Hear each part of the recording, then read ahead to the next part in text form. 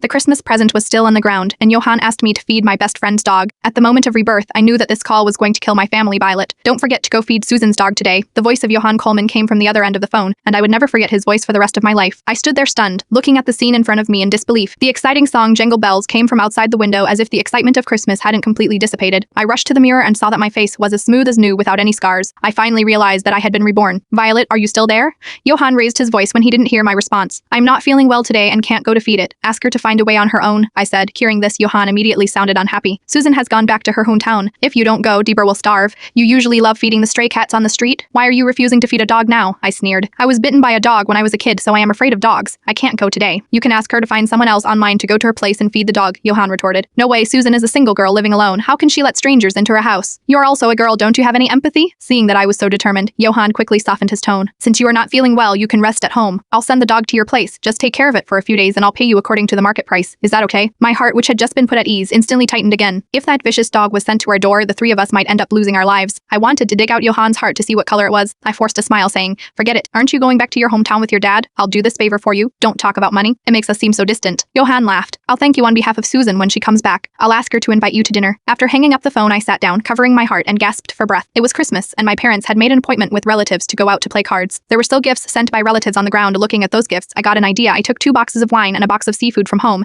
and drove to Yohan's house. Then I knocked on the door. Only Yohan's mother, Yohan Coleman, was at home. Because she had a bad relationship with Yohan's grandparents when she was young. She never went back to their hometown to worship them, perhaps for this reason. Now that she was in charge, she also found me disagreeable in every way. Donna said, my son hasn't decided to marry you yet. It's not appropriate for you to come to the door with gifts. Take them back. I smiled. Mrs. Warren Coleman, whether Yohan and I will get married or not, you are still my elder. I can't take back the gifts I gave to an elder if these things don't suit your taste. I'll accompany you out to pick some. You can buy whatever you like. I had a sincere expression and didn't show any sign of unhappiness, so Frelly couldn't say anything more now, hearing that I would accompany her out to buy whatever she wanted. After a little reluctance, she was let out by me.